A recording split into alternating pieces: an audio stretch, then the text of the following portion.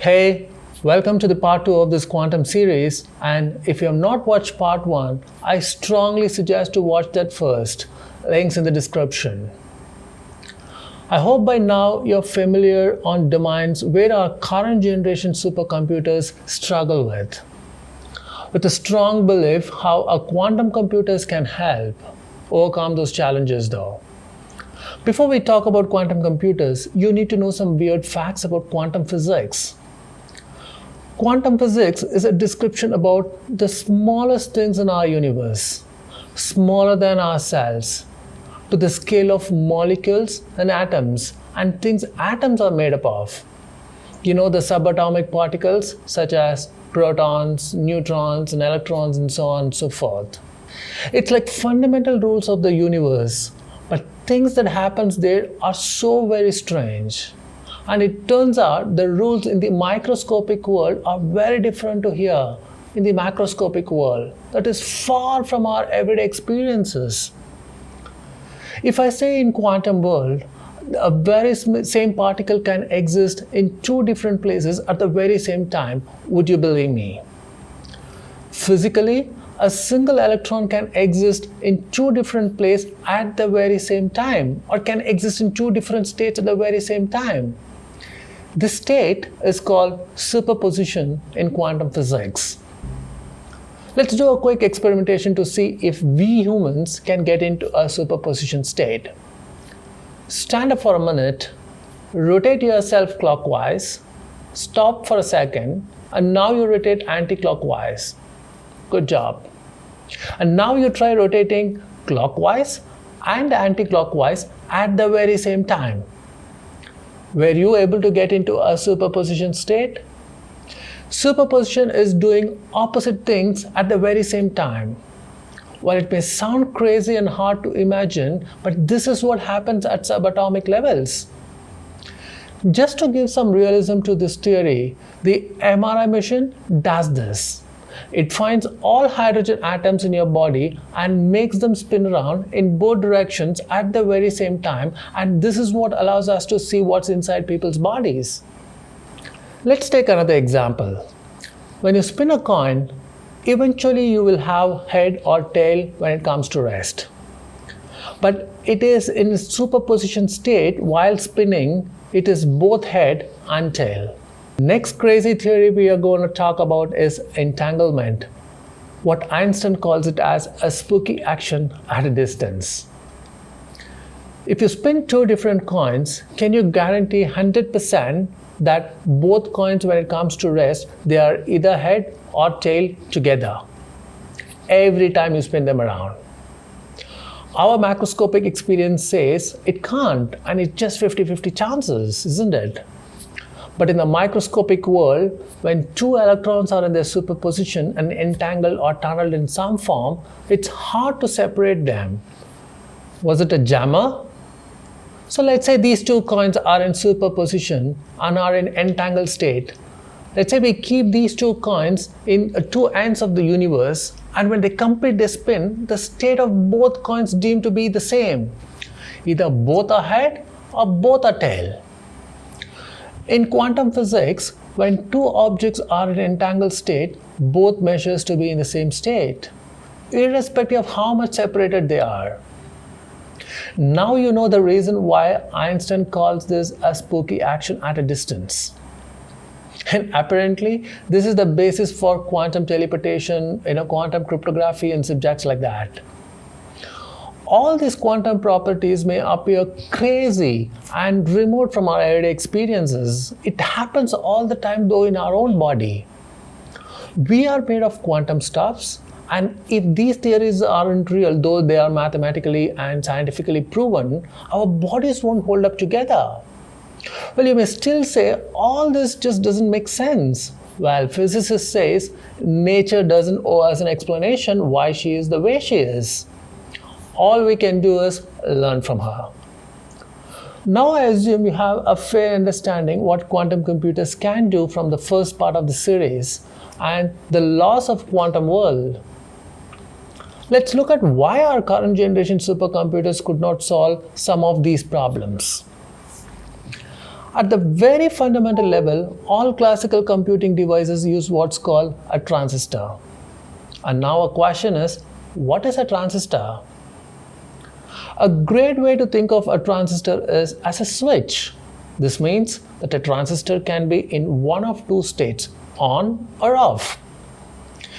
In computing terms, they are 1 or 0. This information about the state is known as a bit, and it is the smallest unit of information inside a computer.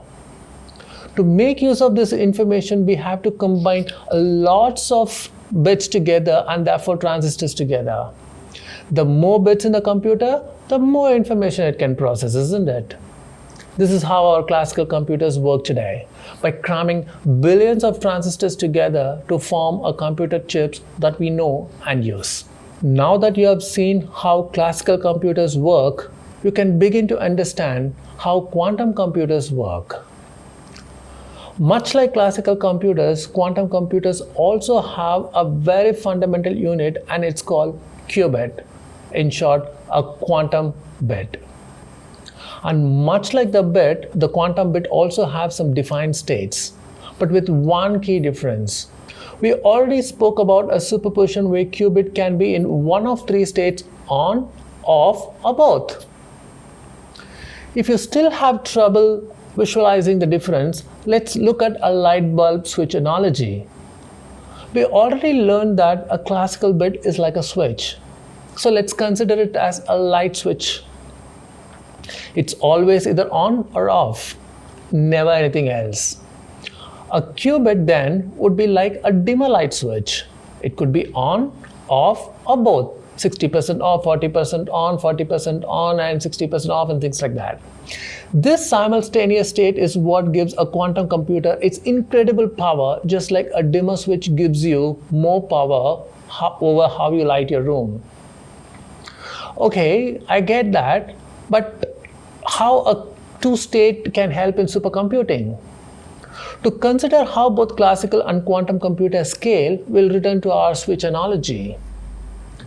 Say you wanted to have two bits of information, well, then you know you need two switches. Remember that classical switches can hold only one state at a time. This is fine if you only need only one state. But what if you wanted all possible states at the very same time? You would need 8 switches, or a set of 2 switches for each of the 4 possible states. On the quantum side though, remember that qubits can represent all states at once. To represent all 4 states simultaneously, you would only need 2 dimmers. The amazing thing is that this continues to scale.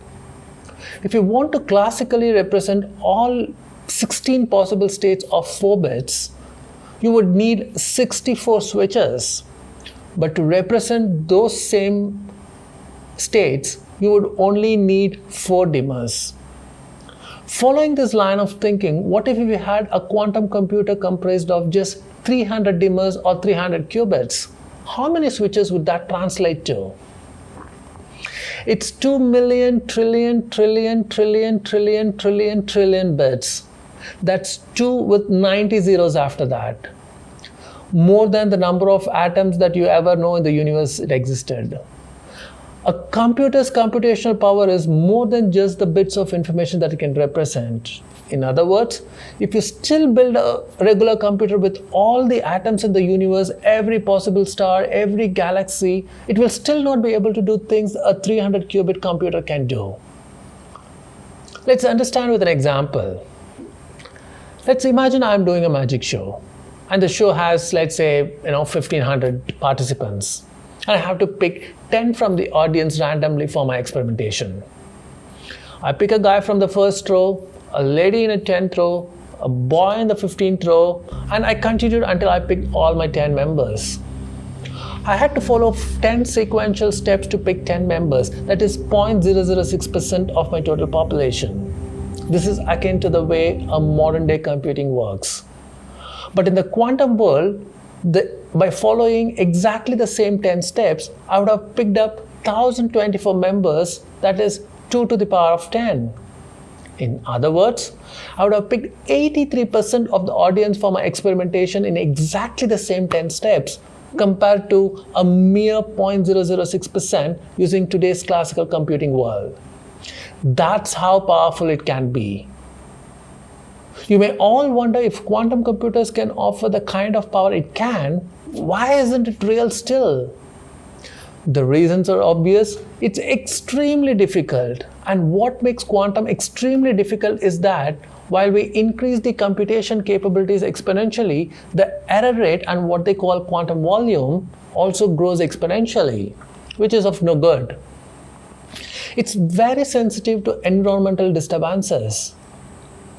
The environmental effects will just be exponentially multiplied to your problems as you add more qubits.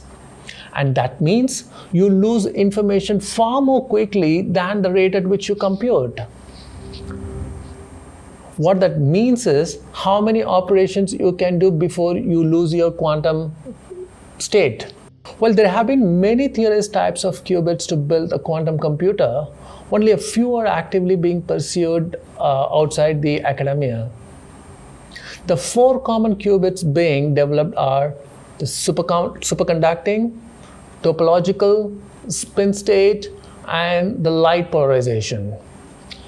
Each type of qubit has its own trade-offs. For example, a superconducting and spin state qubits are prone to quickly lose their quantum state, while topological qubits try to prevent this. Google, which uses a superconducting-based qubit, also have recently announced a 72-bit qubit chip that's currently the record holder. IBM, which also uses a superconducting-based qubit, provides a cloud-based interface called Quantum Experience for anyone to interact with their 50-qubit computer. Microsoft, which uses a topological qubit, has also been heavily working on a hardware interface for a classical computer to interface with a quantum computer. It also has supplied what's called a QDK, a quantum development kit for people to play around with the quantum stuffs. Intel, which uses a spin state qubit, recently announced the ability to include their qubit in their silicon-based classical computing chips. This is one of the most promising methods for scaling qubit to useful sizes. Google claims it had achieved a quantum supremacy with 72 qubit, though IBM has challenged it. Google ran simulation on this quantum computer and has already outstripped the capability of world's largest supercomputer. This is a science fact, not a science fiction. There is an international race at every level.